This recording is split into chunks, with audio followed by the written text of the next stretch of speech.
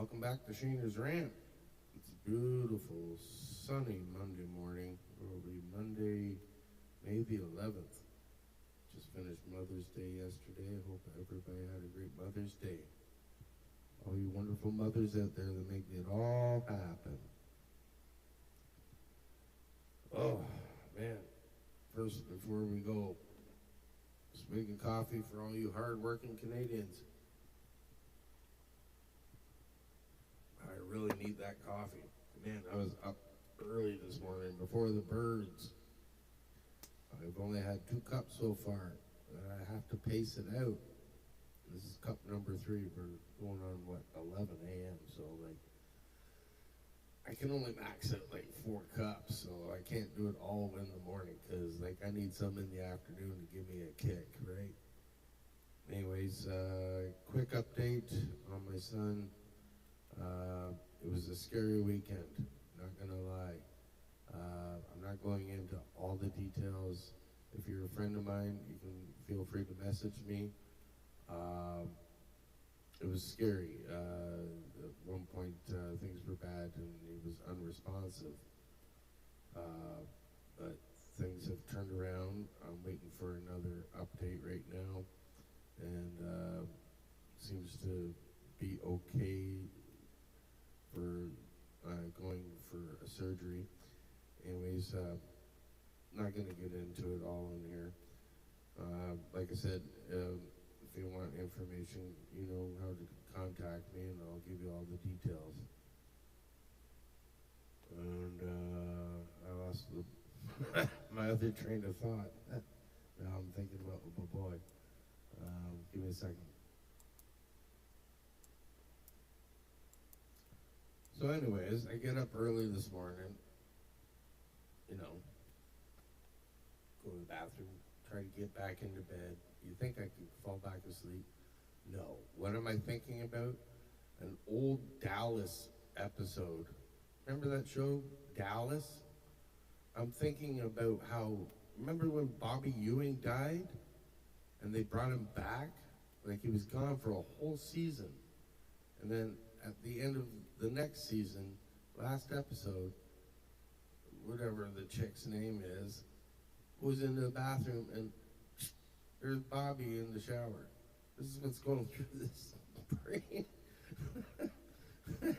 At 5:47 in the morning. What a maroon.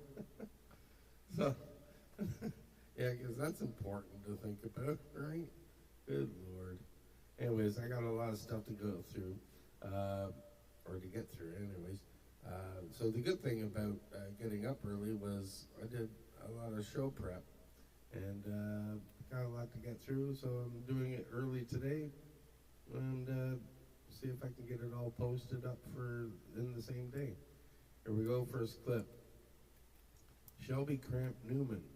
This is a lot of clips from Parliament, and this is about the $90 billion boondoggle with this, I just lost the name of it. What's the train thing called? I'm stumped. I watched this video. I've talked about it. Good Lord. What's the speed train?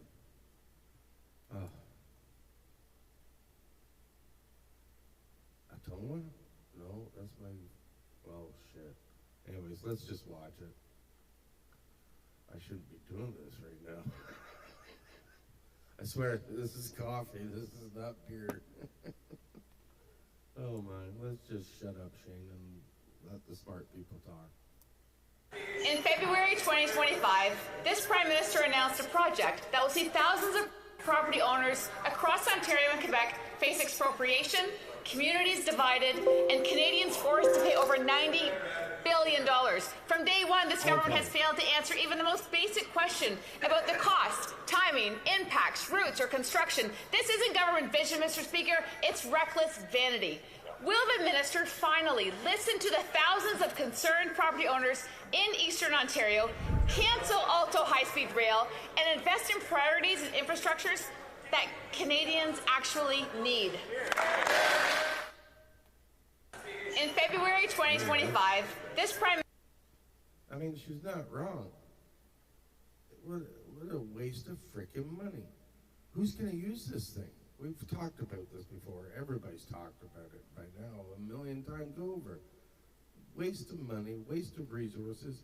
Sure, it's going to put some people to work, and we're all going to pay for those jobs out of our tax dollars. But it's long term, it makes no sense. Who's going to use this damn thing? It's guaranteed to lose money to start off with, just to build the thing. It's going to lose money continuously every year. It's never going to pay itself back. And people are going to lose their properties. How is this a windfall for anybody? Unless you're a liberal and you're getting your palms greased by it somehow, nobody else is winning. And speaking of land grabs, Mr. Stacy posted this. Lately, anytime there's some big meetings, everybody's acknowledging that they're on native land that was never actually properly given to them. And we all know what's going on in BC, that the natives are just taking people's land that they bought and paid for. So I like this. Finally, somebody is speaking the truth loud and proud. MP Jamil Giovanni delivers the ultimate conservative land acknowledgement at CSFN. No virtual signaling, just straight truth. Thank you. I thought that, try that again. Thank you. I thought that might acknowledge the land that we're on and say, we gather here as free men and women on land governed by private property laws. Yes, we are enthusiastic to keep that as a tradition in this country, and also for the people who do not believe in two-tiered citizenship. So there you go. Right on, buddy. Anywho, moving on. Well, look at this clown. I watched, I forget the name of the podcast. I'll have to put it in the comments and send a link. This other podcast that I watched totally dissed this goofy-looking guy, called him a lizard because he keeps licking his lips and sticking his tongue out and stuff. If you watch the whole interview, which I'm only playing a clip from, and this was last week. This guy is still trying to shove the EV mandate down our throats. Vashi, I give her credit when she really wants to go after the liberals. She does. She asks some really good questions, and like she knows that the EVs are nonsensical. You know, there's really not a big market. Yes, there's cars out there. Yes, there's people buying them, but not the way that they thought this was going to go. I mean, Honda's shutting down. They're not going to invest. Other companies, they're not selling what they thought they were going to. All this bullshit about it, they're not selling what they thought they were going to do. And that's happening globally. Nobody wants it. Not enough people want it. Yeah, there's a lot of people that do, but not enough. We're not giving up on oil. Not anytime soon. But she really gets into it. I love it. This is hilarious. Mr. Bardizzi, did your auto strategy actually prepare for this eventuality? I would put to you that there's a lot of evidence that EVs are no longer, or should no longer be, the quote-unquote, as Minister Champagne said today, North Star of that strategy. It's not just this potential news out of Honda. You have Stellantis and Windsor with Nexstar. GM and its mining partner Vail paused the second phase of their cathode factory project in Quebec, ended production of BrightDrop in Ingersoll. Ford delayed plans to build electric vehicles in Oakville in favor of the F-Series gas-powered pickup trucks. Like, what more evidence do you need that, you know, deciding to center your strategy on EVs is no longer the right decision? We know in a couple of ways. We know because the Nexstar plant in Windsor has just produced its millionth battery cell. We know that the PowerCo plant in St. Thomas is broken ground. We know that Canadians have an appetite for these EVs, as does the world. You know, in Europe, in February, they had the first month, where their electric vehicle sales actually exceeded internal combustion engine sales. So we know the broad direction is going towards EVs. And yeah, there are going to be some bumps along the way. We also know that consumer incentives are a very much important part of that in a lot of places. And that's one of the reasons we've brought back consumer incentives that are... Oops, I hit pause on the wrong thing. Consumer incentives. It sucks so bad they have to give you incentives to buy these things. It sucks that bad.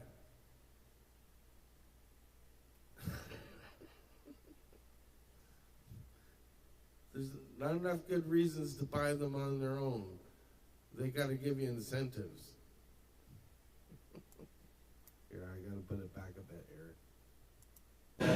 In fact, though, the broad direction that points upwards for EVs is outside of the most singular important market for the Canadian auto sector, which is the United States. Their demand for EVs has slowed so dramatically that we have all these automakers changing their plans. Is it disingenuous to kind of pose to Canadians tonight that the sector can repivot all of its exports outside of the United States, when in fact that has never been the case here? With respect, Mr. Bardizzi, did your auto strategy actually prepare for this eventuality? If you get a chance, it's on YouTube. Find the entire interview. This guy just goes on and on and on about how, with ridiculous answers, about how it's a wonderful thing that it. Oh man, maybe I'll find it and I'll post it at the end of this show, if anybody's interested. The whole thing, like, she just hammers him. She just hammers him, like, it's stupid. She just says, all the companies, they're turning around on this stuff. They don't want to do it anymore. The demand is not there like they thought it was going to be.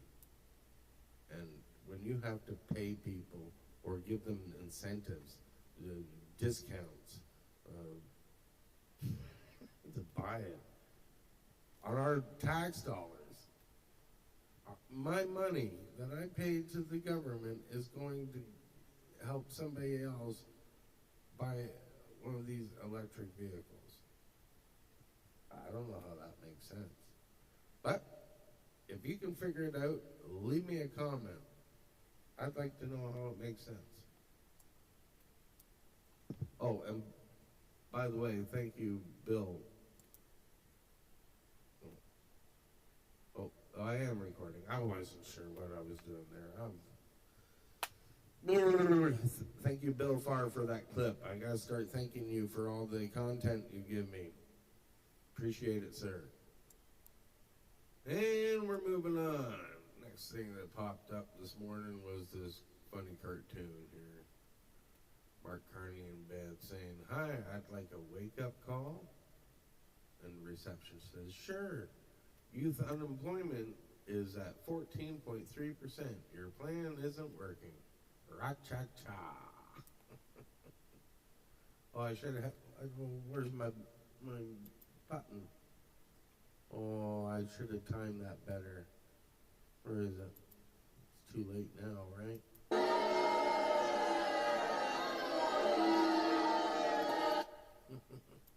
That's what I think of Mark Carney.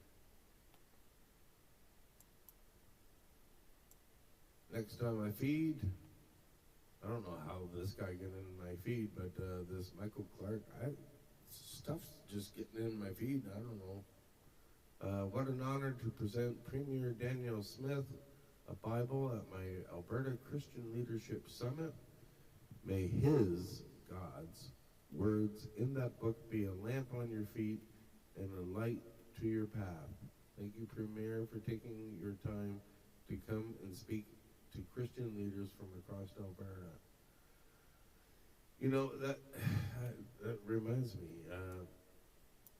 I didn't do my daily devotional yet, and I've been up early. I have no excuses. I just forgot about it. It's something that I do every morning to start my day and out of my head. And I feel bad. Yeah. No wonder I'm not grounded. I don't feel right now. You know what? What you don't see is I've been having a lot of technical difficulties, and I've been cursing and swearing about it, which I've been cutting out a lot because I'm doing basically Bible study every morning. So it's like, don't want to be swearing all the time, right? But I totally have not done it, and I feel different when I don't do it. So bad on me. I gotta finish this show and get at it. Anyways, moving forward, I gotta admit, lately, most of the content from my show, or for my show, has really come from Facebook. I don't know how I've gotten in touch with so many different political figures. Some have contacted me and added me as friend, and I've added them, and which has led me down a rabbit hole to other people. But plus friends that post things that I haven't been able to get to. So a lot of the content is coming through Facebook all of a sudden, which normally it used to come through X, Twitter. Why'd you change the name, Elon? X. It makes me think of my ex-wife. Through X and other sources, so it's really been easy. It's like I'm just going through my feed going, all right, save that. So friends have been helping me. A great contributor, I thanked him a little bit earlier, is Bill Farr. Otherwise, he's known as William Farr on here. He has a couple of accounts. I don't know what. But anyways, I have 2 accounts. But I don't use my other account. I had it 15, 16 years ago for Farmville because I was an addict. Here's another post from Bill. Nearly 500,000. Nearly 500,000 Canadian youth can't find employment or work. And Bill's post was, poor kids have climate anxiety. They think the world is going to end. They do.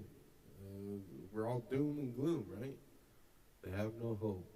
This is stupid fucking message. How do we expect them to be mentally stable? Yeah. And then confuse them more. They don't know if they're a boy or a girl. Nah, it's crazy shit.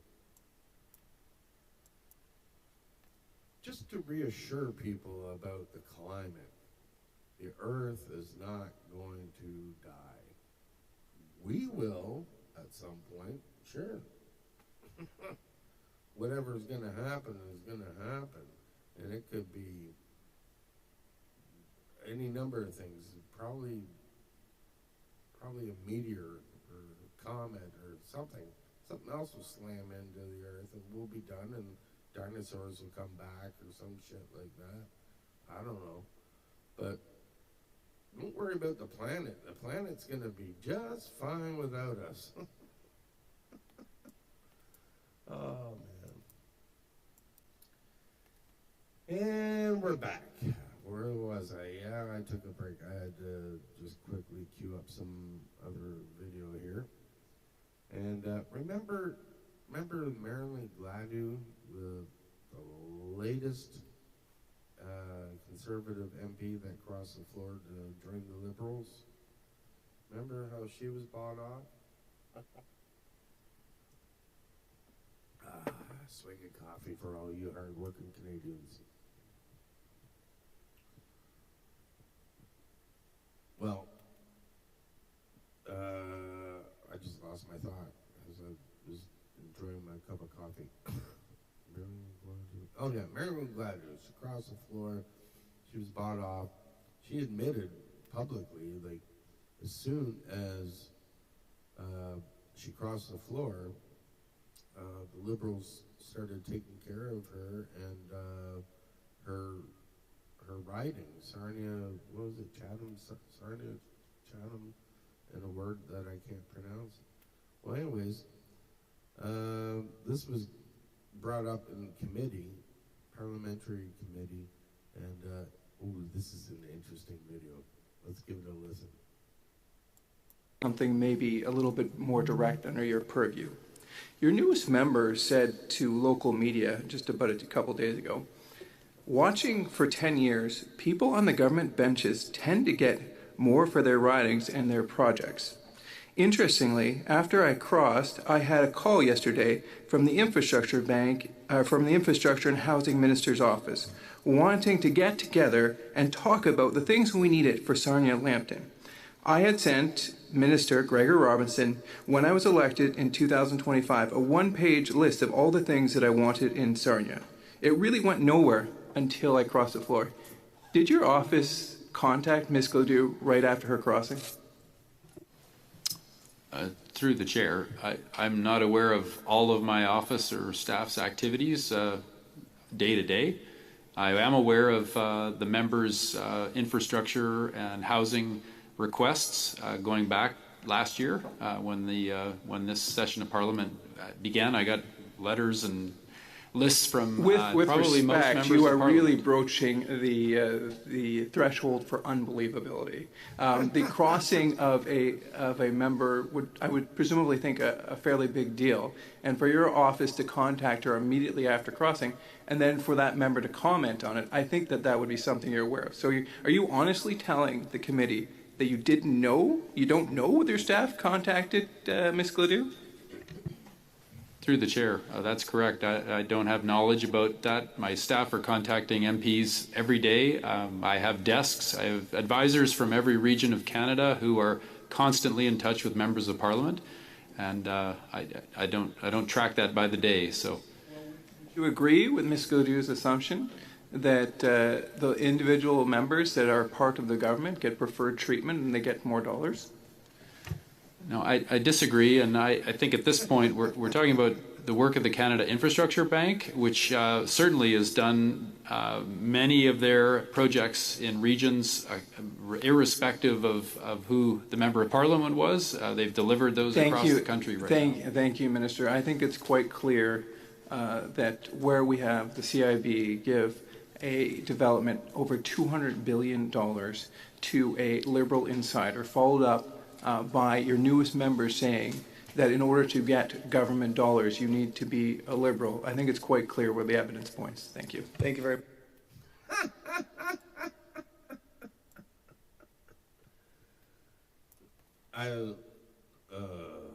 It's a coincidence, right?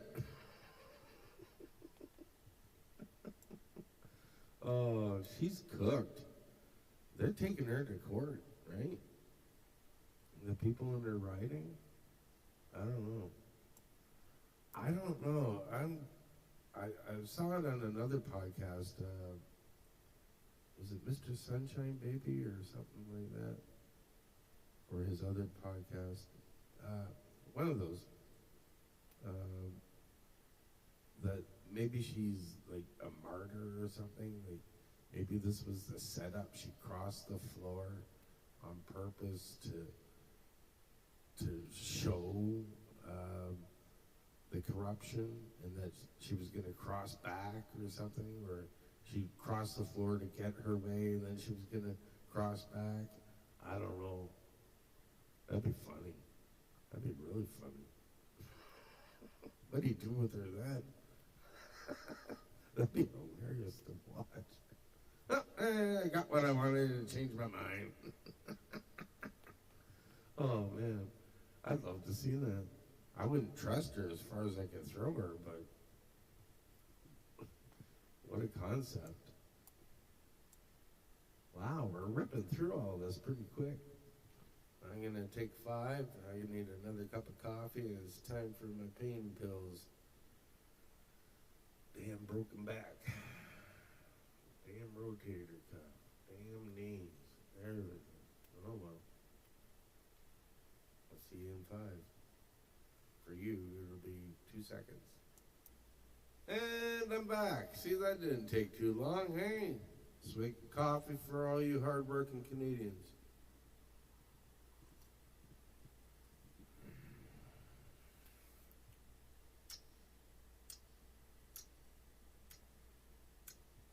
I hate it when people smack their lips.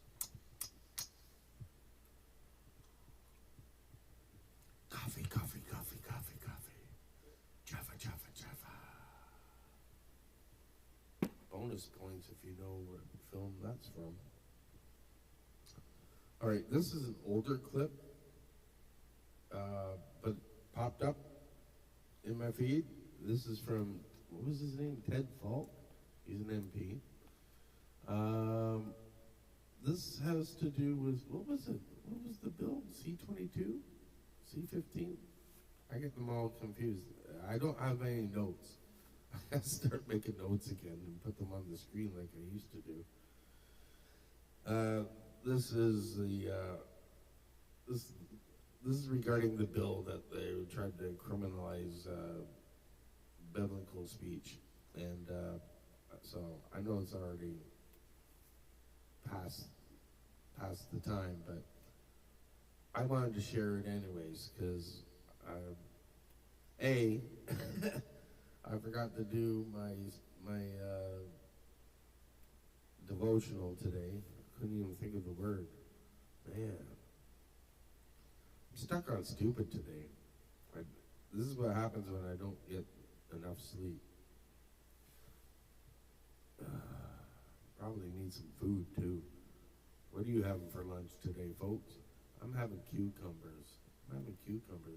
I gotta get back on track on losing weight. I've been bad lately, real bad. I was losing weight. I dropped 20 pounds, and I was doing really good, and eating right and exercising. And with all the problems going on, stopped exercising, and I made a huge mistake. When the nice weather started, we started barbecuing. So like we're having steak, and now we're having burgers and sausages and hot dogs, jumbo dogs. And the big mistake is I'm having Wonder Bread, like Wonder Buns, burger buns and hot dog buns. I spent, December, January, February, March. So 4 to 4.5 months, like zero bread. And if I had anything at all, it was like a wrap or something like that. That would be the only bread. Nothing else. If I had anything else like that, even the wraps were making me bloated. So I was no bread. Now all of a sudden I'm having all these buns and everything. It's just, I'm just bogged down and just lethargic and it's no good. And I'm not losing weight, and I gotta lose weight. So I gotta get back on track. See, this is why it's called Shaner'S Rant. I'm ranting and I got videos, but anyways. Yeah, cucumbers. That's what I'm having.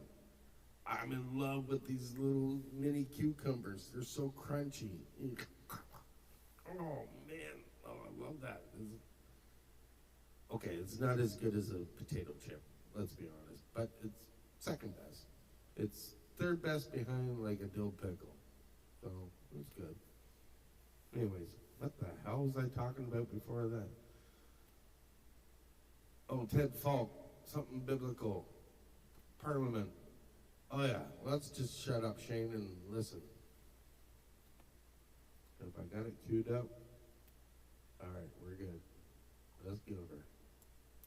We were just talking about a comment that the Minister of Culture and Identity made at committee when he said that books like out of the Holy Bible, like Deuteronomy, Leviticus, and Romans would be considered hate language. And so we were just diving into Romans, and we found out that the author was the Apostle Paul, who was raised as a Jew in the strict sect of the Pharisees, and that he had an encounter with Jesus on the road to Damascus, and how he became a follower of Jesus, and he also wrote many of the books in the Gospel of the New Testament. And so it's with that we take a deeper look at Romans to see exactly what the minister might be meaning by hate language. We're going to start what's known as the Romans Road, and it begins in Romans chapter 3, verse 10, where it says, as it is written, there is none righteous, not even one. Then it goes down a few verses and it says, for all have sinned and fallen short of the glory of God. That talks about all of us, Mr. Speaker. We've all sinned, and we know that. And then Romans 5:8 says, but God demonstrates his love toward us, and that while we were still sinful, Christ died for us. You know, in the posture in which Christ died, and we're going to be celebrating that at Easter, it was on a cross with his arms stretched out. The posture of invitation, come to me. Come to me, I've got the answer for all your sins and your brokenness. And that's how he died. And the next one is found in Romans chapter 10, verse 9, where it says, if you confess with your mouth that Jesus is Lord and believe in your heart that God raised him from the dead, you will be saved. It's followed up a few verses later with the assurance that whoever calls on the name of Jesus will be saved. Mr. Speaker, that does not sound like hate language to me. That Amen. sounds like God's love language. Amen, brother. When a liberal member says passages from the Bible are clearly hateful and says that perhaps should not be available as a defense and says that prosecutors should perhaps have discretion to press criminal charges, Canadians need to pay attention. That tells us a great deal about how this government is approaching speech, religion, and criminal law. He was not talking about violent criminals. He was talking about the Holy Bible. Scriptures that are inscribed and embedded into the architecture of Parliament that have guided parliamentarians for the past 158 years. Scriptures that have shaped our country. Scriptures that have guided generations of Canadians, and scriptures that most Canadians still believe today. That is why this matters so much. Once politicians start treating protected religious expression because they don't necessarily agree with it as presumptively hateful, the danger is no longer theoretical. It is immediate, it's visible, and it's real. If passages from the Bible can be spoken of this way by people shaping criminal law, then this bill reaches into sermons, into teaching, into public witness, and the ordinary expression of religious belief. That is the deeper and greater problem with Bill C-9. It reflects a mindset that treats long-standing religious beliefs as something criminal. If the Prime Minister disagrees with that mindset, he should stand in this House and clearly condemn the comments from his minister and send a clear message to Canadians that he will protect the charter rights of freedom of speech, freedom of expression, freedom of religion, and vote against this amendment. Amen, brother. Where's my clapping thing? I don't want the laughter. There we go. Let's give him a good round of applause. Yeah. He said what everybody should have been saying about this. I wish I had had this clip just before Easter or during Easter or around Easter. Man, he said it right. God's love. You know, let's not get into another sermon. I'm not going to say anything better than what that man just said. So just leave it, church. Just leave it. Anywho, moving on here. We got a clip of Pierre Poilievre talking about how young Canadians are forced to live with their parents. Because they can't afford houses. It's out of control. It's just nuts. I don't know how anybody can. A new snapshot is showing the path to home ownership is getting to be increasingly out of reach for a distinct group of Canadians. CTV's Abigail Beeman on who is struggling and what they're resorting to. Even with a good job in the trades, Eric Rodriguez says he's struggling to afford getting back in the housing market. There used to be a time and an age in this country where working hard and making a good wage would get you ahead and would get you a house, and you'd be able to go on all these trips on the weekends with the kids, but now it just seems that we're working harder than ever, and we're just basically keeping our head above water. He's not surprised to hear about a new report from Statistics Canada that showed twice as many millennials live with their parents than baby boomers did when they were in the same 25 to 39 age bracket. a broad change across the generations, and it's not explicitly down to just one factor. While affordability is certainly one factor, Statistics Canada says others include a cultural shift with a more diverse younger population more likely to live with parents, and the concept of life stretching, where Canadians spend longer on each stage of life. They're having to go to post-secondary more. They pay more for the privilege to then land jobs that actually pay less than baby boomers earned after adjusting for inflation, to then face way higher housing prices. And home ownership is increasingly out of reach for so many. The consolation prize is lousy. It's rising rents. The paper was done using 2021 data as the latest data. And since then, the affordability picture has worsened. A new snapshot is showing the... Yep. Well.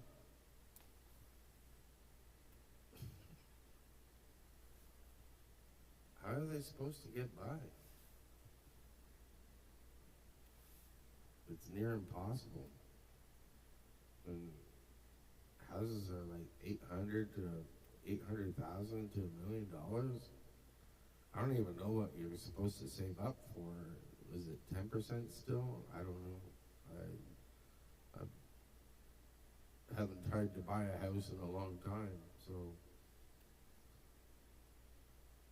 how do you save that? How do you pay rent? That was my struggle back in the day. Like when I was first married and had a kid, you know, like I was paying rent and couldn't pay rent and the food and bills and all that jazz, and tried to save money for a house. It was just impossible. But luckily I did get help. I took a business plan to my grandfather, of all people, and said, look, I make all this money. This is where it's all going. If I do this, instead of wasting it all on rent, I can do this with a house instead. And, you know, the idea is get into a house and, you know, you're investing in your own self. You're investing in real estate. And eventually it pays off. Well, that was the plan anyway. That's usually the goal. It was a good plan at the time. Went a little wonky on how it all turned out, to say the least. Ooh. And we're moving on. I still got a few more clips. Some of the longer ones I'm going to save for the next episode. I might punch out another one today. Or do one tomorrow morning. So what is it actually you do as a member of Parliament? All I see is people on television slapping their hands on their desk and screaming at each other. You look like a bunch of grade school children.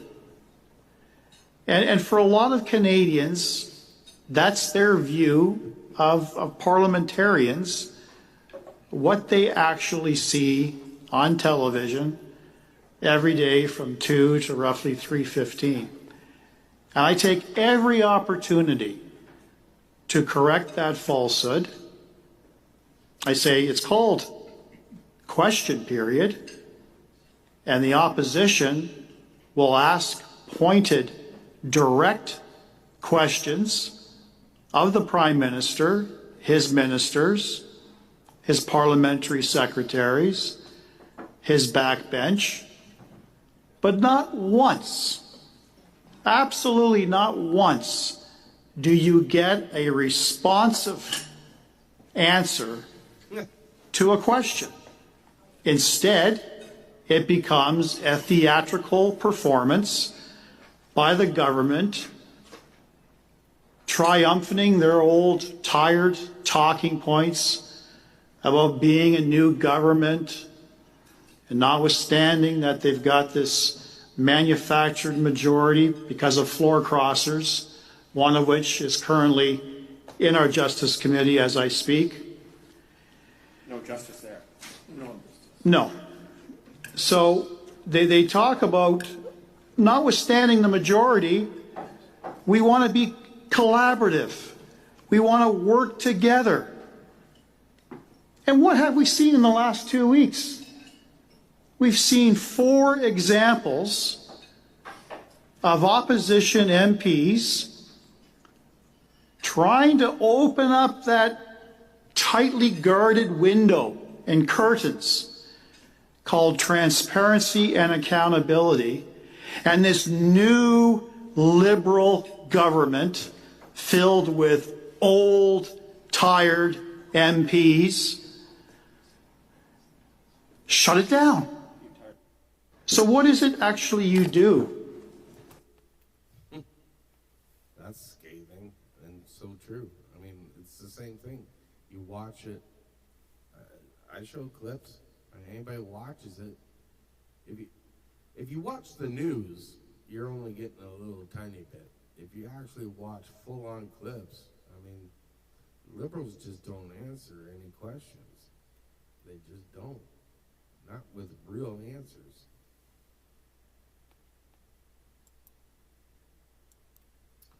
Okay, moving on. We're going to step out of Parliament for a bit. And this video I found really interesting. This has to do with how money is just wasted. That's supposed to go to help the homeless in Toronto. And, well, it's just amazing. It's amazing. The waste that goes on, it's not just, you know, the federal, it's at all levels, right? So let's give this a listen. Okay, maybe not. Come on, you were just working, for crying out loud. Pisser. Okay, I think I fixed it. We're back. Here we go. Total 4-year operating budget is $3.2 billion over the last 4 years for Toronto Shelter and Support Services, a multi-billion-dollar year-over-year division. With that kind of money, you would think we would have solved homelessness by now, but no, it's getting worse. Just take a look outside. I'm not saying there's a profit motive at play here, even though a myriad of companies enjoy lucrative contracts to keep the homeless industry alive. Because if homelessness dried up tomorrow, so would the never-ending trough of taxpayer money. So would your jobs. So what exactly is the success criteria? For example, taxpayers were mortified to learn that the people in this room awarded $300 million of our money in sole source contracts alone. No competition, no price comparisons, no accountability.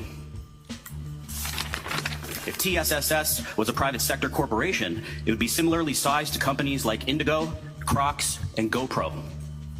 Now on to the shelter infrastructure plan. The report says we have 20 new shelters coming online, representing 1,600 beds. That's 80 beds per shelter. Total capital cost, $675 million. That's $421,875 per bed, more expensive than market housing.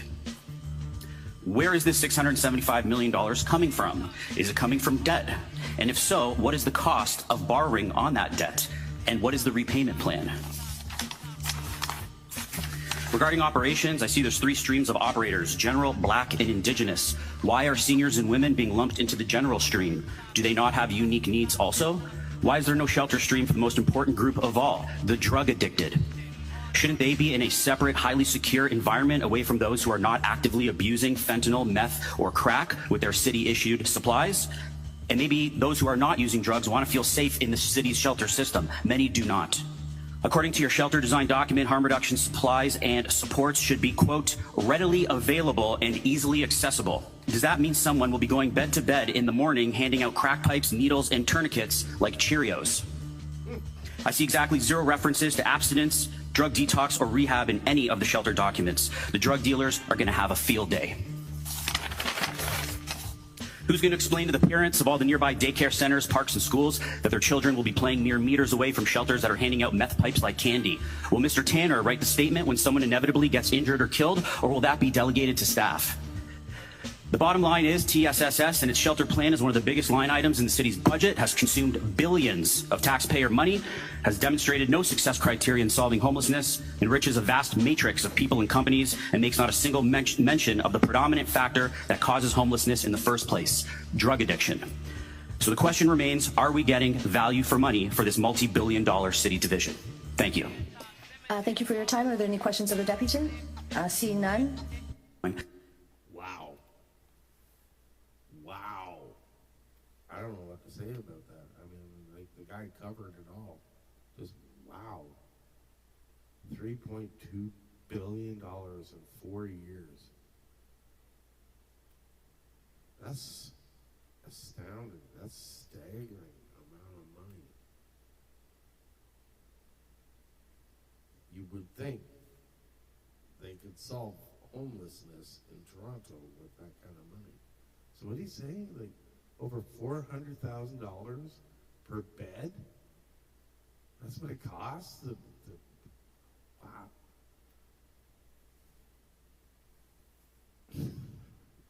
Leave a comment. Somebody leave a comment. Make that make sense. I mean, okay, they got to build a building, right?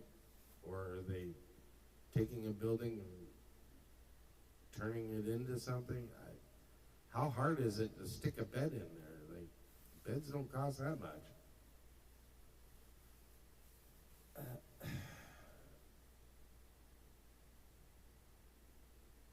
Wow. Just wow. It just never ends on any level.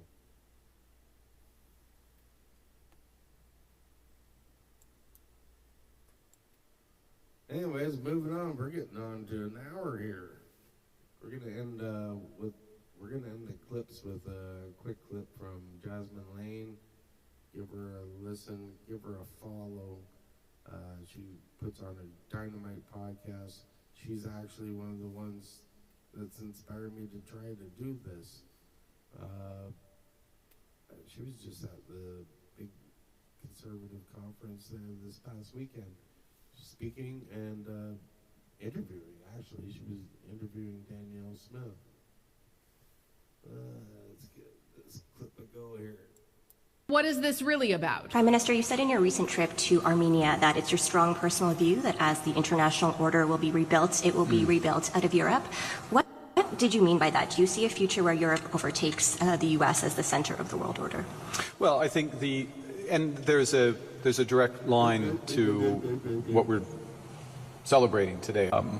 That system, as I've observed in the past, and I'm not alone in making these observations, has been greatly weakened and needs to be rebuilt, and rebuilt perhaps in a different way, but rebuilt based on the same principles. And Canada, the European Union, the United Kingdom, Australia, other countries share very firm convictions with those principles, and we will work together to rebuild. So that's what I meant by those comments, and I stand by them. But what is this really about? It is about Mark Carney and his personal preferences, not because they're based in anything factual, but it's based on an experiment that he would like to lead. He wants that to be his legacy. That's what all of that reads like to me. He loves global regulatory standards. Why? He influences them. Of course he loves them. He wants to be right. That is his goal, and Canada is a pawn in that game so that he can be known in history for what it was that he tried to do. And he probably genuinely believes that it will work. But thankfully, there are many people who are really starting to call his bluff now. What is... Thank you, Jasmine.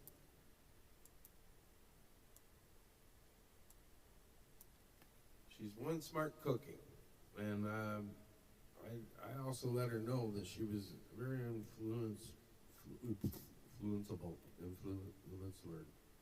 influential. No. Stuck on stupid again.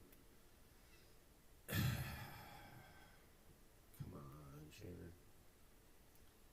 Influential in me doing my daily devotional. Because she does one, and other people were influencers as well. But you know, God puts people in your path, and when you hear it here and hear it there and hear it there, it's like, yeah, I this is what's missing in my life. I'm on empty. I have everything I want. I have everything I need, Oh, why am I on empty? Anyway. And I'm back. We're closing out the show in a minute here. Well, actually, we got one more thing that we got to do, right? I was just sitting here by the fire because I haven't been on a fire in a long time, right? And not since I called this Shaner the taxpayer. I missed the fire. I got to put it on the other screens. Start relaxing a little bit. I'm just sitting here waiting for an update on my boy, and it seems like the surgery went well, so see how he makes it the rest of the day. So anyways, you know what time it is, right? It is everybody's favorite time of the show, Mr. Roper joke time. Well, I think I got some doozies here. All right, let's cue it all up. Back then, you used to be able to get air for free at the gas station, but now it's $1. That's inflation for you.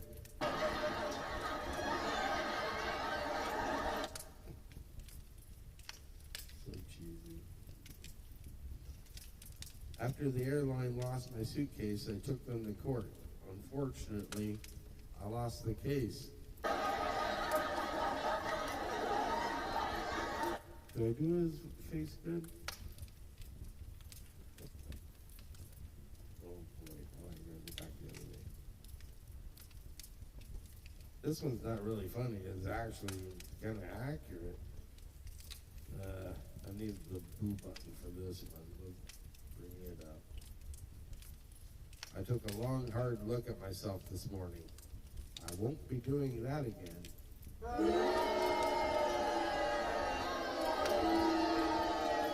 Yeah, amen to that. I don't trust trees. They're always throwing shade. But they're all bark and no bite. I guess I could take them or leave them.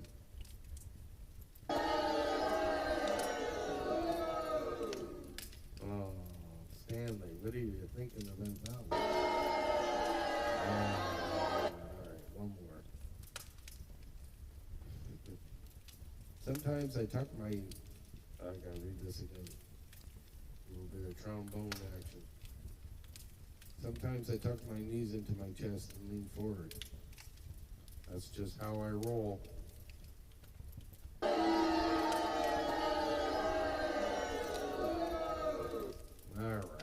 right. Thank you, Stanley. We'll see you next time. All right, let's blow me up here. Blow me. That'd be nice. Anyways, let's cue up the finale here. Oh, wrong button.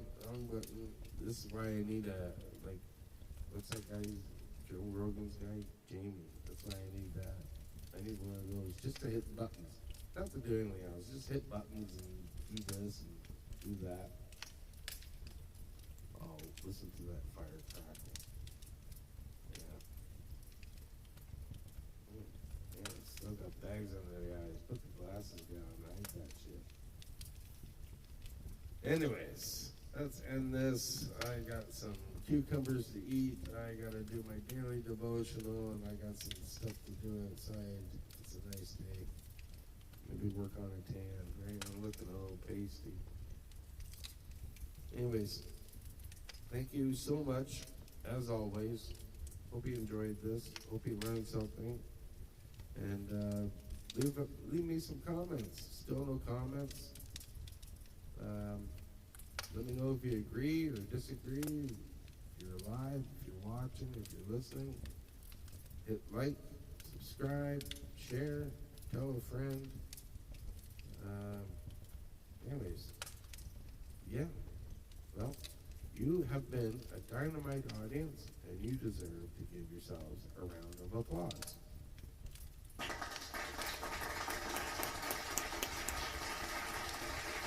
Thank you.